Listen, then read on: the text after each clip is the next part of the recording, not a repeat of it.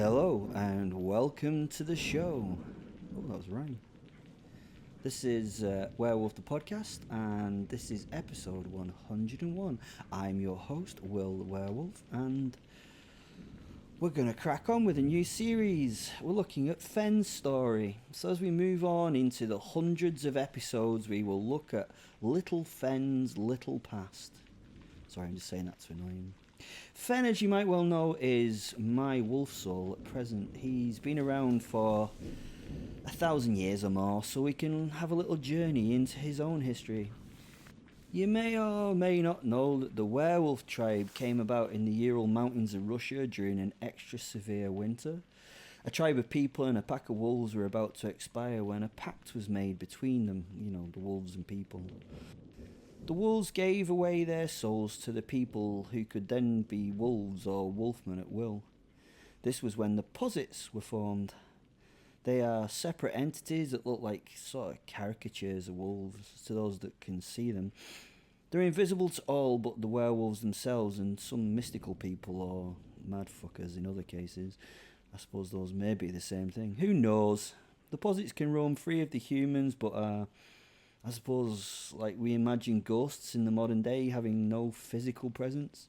They can pass through material things like walls and, the usual ghosty bollocks. They communicate telepathically with the werewolves and each other and can wander off and watch Buffy, like Fenn, my posit, does. He loves that show for some reason. I don't really get it. Anyway, the deal was that the soul would be immortal, that it would and could pass from human to human. If it wanted to leave that human, it could. If the human died, then the soul would find another. Fenn had passed through many people's lives, but had been bound with only 5. We've heard of his first partner, Gennady, a man of the first tribe. We've heard about Gennady's broken heart and the eventual self-exile from the tribe.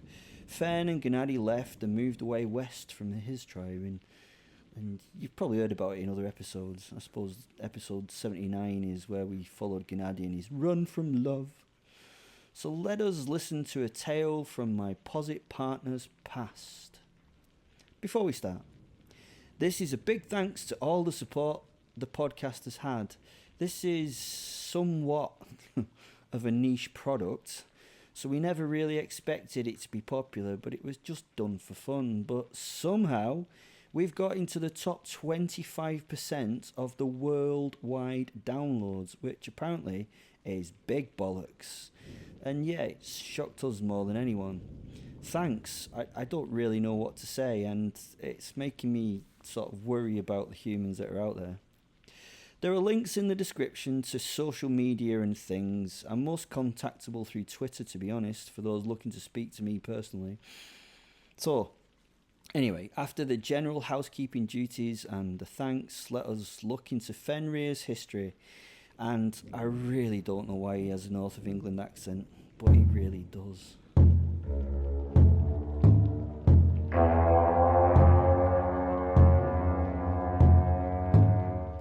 After my loss of Gennady, I was in the land of what you'd call the Vikings. I'd wandered west until I fell into water. There I met the people I loved the most. They were the Norsemen or the Ostermen. The Vikings is like a descriptive word for these animals of the old days. Viking is really a verb and a doing thing. The raiding was the Viking. The Vikings would be the raiders of the sea. These humans were the best humans that I'd ever met. They were brutal, fucking loopy fucktards. Oh God, I miss them in this day and age when, well, I won't go there, you know what I mean. These people saw strength as merit, and they fought for honour and the sheer pleasure of doing so. I loved this society. There was no equality or equanimity between humans. The richer you were, the better you were as a person. Slaves were, well, just a thing, not even seen as humans. You treated them well in the main because they were valuable and worth a lot of money. I loved this shit. A true meritocracy where the best rise to the top, and as a werewolf you could shine like one of their mental gods. A beast is always the best. I also loved that the gods could fuck up and have fun like any human. The Norse gods were not really worshipped like the Christian God. The Norse gods were just, well, Loved through they were in the stories, especially the stories. You couldn't ask them for help. Well, you could ask them for help, but they'd only do it if they liked. I fucking belonged here, hence why my name now is Fenrir. Power and martial prowess were seen as everything. If anyone slighted you, you would fight them or expect to be paid somehow for that slight. It was an understood part of their lives. Say you were in the hall of an evening and someone slighted you or your family. Maybe as something as slight as, ain't your mum ugly, and you took offence. What would you be expected to do in our society? Well, you'd be expected to ignore it, not rise to it. Turn the other fucking cheek and that. Yuck. If you're in no society with their morals and idea of their afterlife, the correct thing to do was the opposite. You would fuck that person up right there and then. If you died, that didn't matter, because you would be willing to die. They believed that if you died or got injured in that fight, it was fated for that to happen anyway. Secondly, if you died fighting or due to fighting, you would go to the best form of afterlife. You would join Odin in his hall Valhalla, where you would join other honoured warriors, fighting all day and carousing all night until the final battle of Ragnarok, where you would fight with Odin against the Chaos Gods. If you decide not to fight that person on that day, and that you're the better man, or you were scared to fight them, you was gonna die anyway. It was fated. You might later on fall over, bang your head, or choke on a fishbone. You would still die, but it would be in a dishonourable way. You were meant to die that day anyway. I hope you get it. So you could choose how you would die, not if you died. You could die with honour or without honour. If you died after swerving fight, then you would not go to Valhalla, you would go to hell. No, not our hell of Christian ideas, not the place of burning torture and Satan, a place of shadows with no happiness, which is sometimes reflected as just being trapped within the grave. You can see that this concept of fate and the mythology of the people led to the Norse being not psychotic bastards, but just them having reckless courage. The three weird women, the Norns, wove your life when you were born. They'd created the tapestry that you would be following through your path, and at the end of the woven piece would be the day you die. That would not change, and you could only choose how you died. Odin himself says it best in one of the recounted poems. An unwise man thinks he will live forever, if only he can avoid a fight. But old age will give him no peace, even if weapons do. A man will die no matter what, even if weapons give him peace, that is.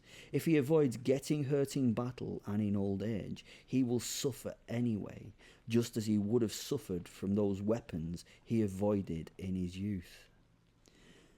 Your new life would end, but you are expected to meet the end well. The whole of Viking society, ethics and religion works around that simple thing. You're gonna die, but you need to die honourably. This meant that no fight was too small or too dangerous to get involved in, because if you died in fight, you were going to go anywhere.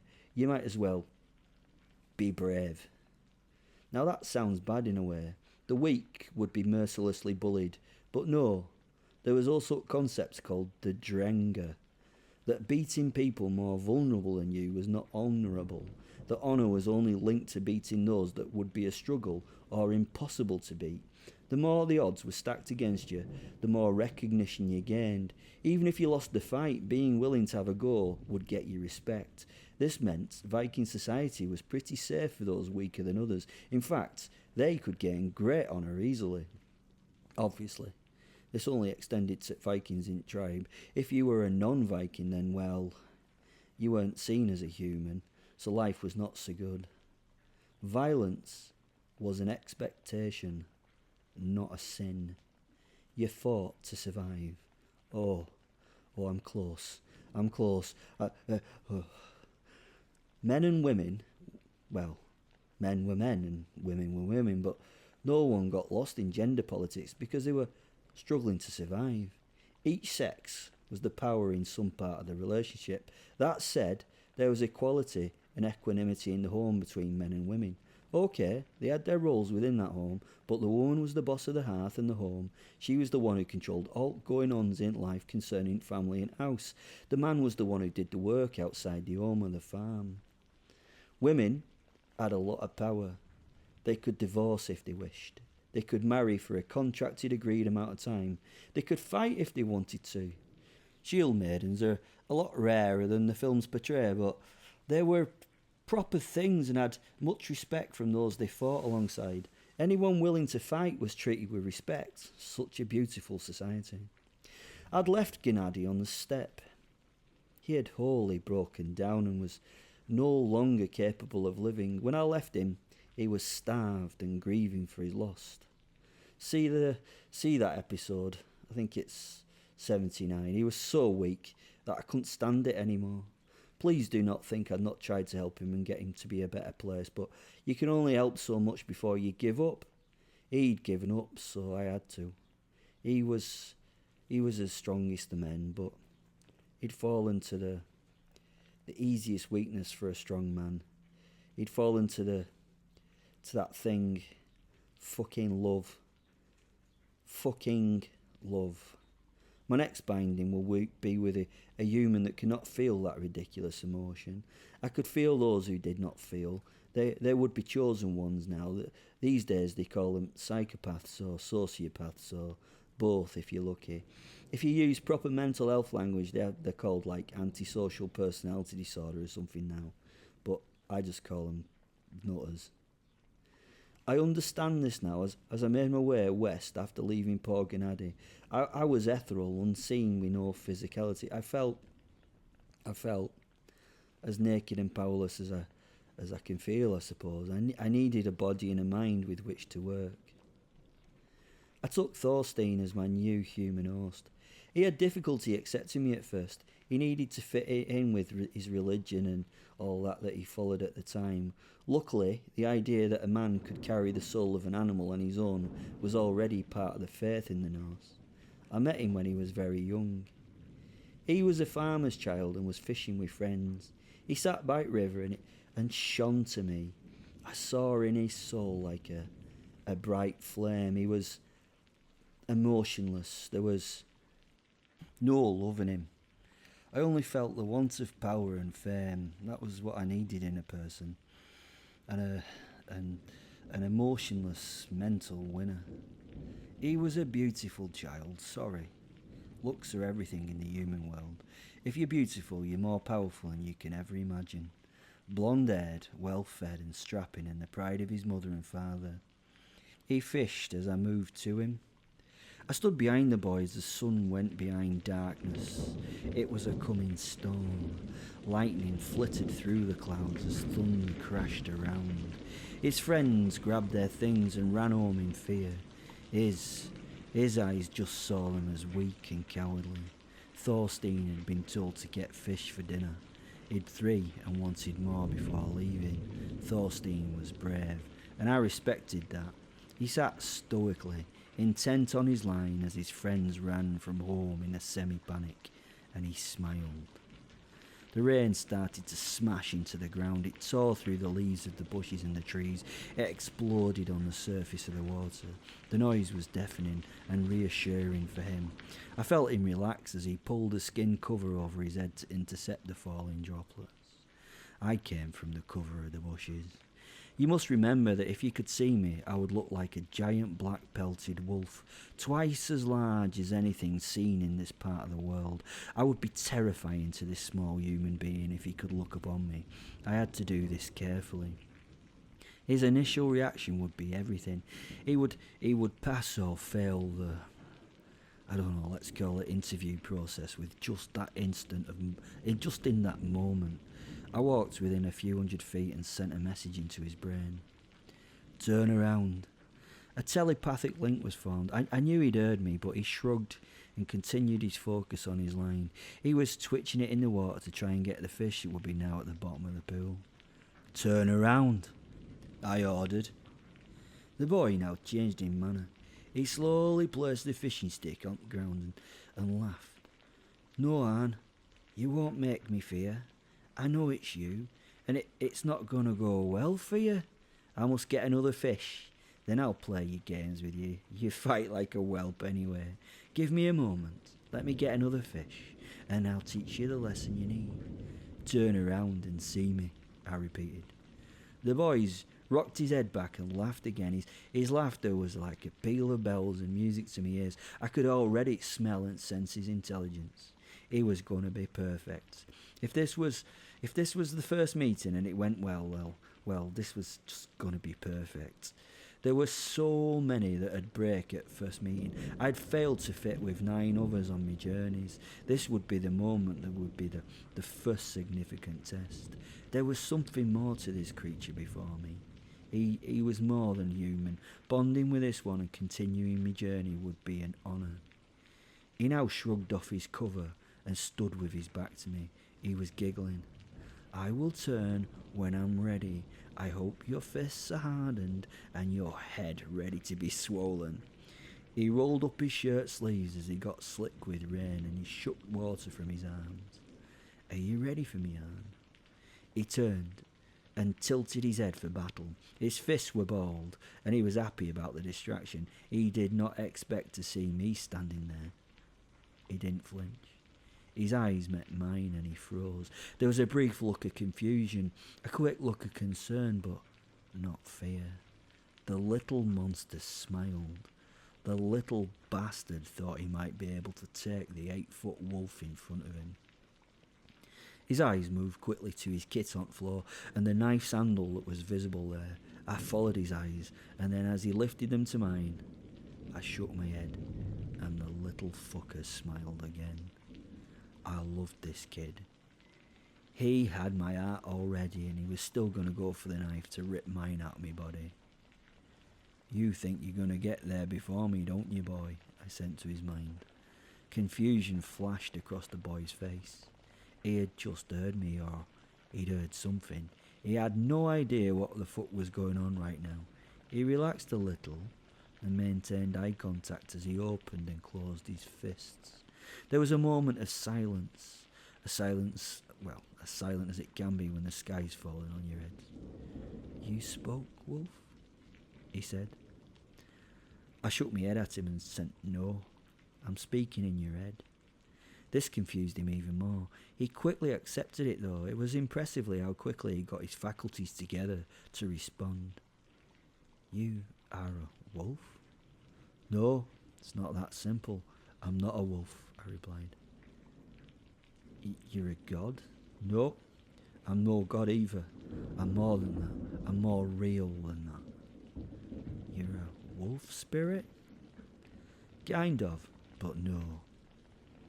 Are you Fenrir? I had no idea at this time what or who Fenrir was, but that was interesting. I will be truthful with you, boy. I am no boy, he butted in anger. Anger was so evident in his stance. I laughed at his response. He wasn't joking with me. He wasn't trying to be funny. He wanted to point out this point just from respect. You're a boy to me. You'll have to prove otherwise if you want me to respect you. I don't respect men any more than a boy. Though, to be honest, you need to earn my respect, lad. Again, the kid stepped in. Why would I want to have your respect, Wolf? Oh, why? Why? Well, I can make you the greatest of all men. I can give you the power and the knowledge to be the greatest of all time. I know that's what you want. You want to be the greatest warrior of all time. You want to have power. You wish for riches. I've come to help you gain those. Why would you want to do that, Wolf? If you have all that power, why not just be the biggest and strongest yourself? Why don't you just do that? He smiled as he said this, and it threw me for a moment. He was truly intelligent, and to see something like that for me was, well, it was great. You're a clever boy. I'm a beast, a soul that the gods offer to those that they've chosen. They've decided that you should be the greatest warrior and the king of all this. They want you to be so great so that you can aid them in their battles.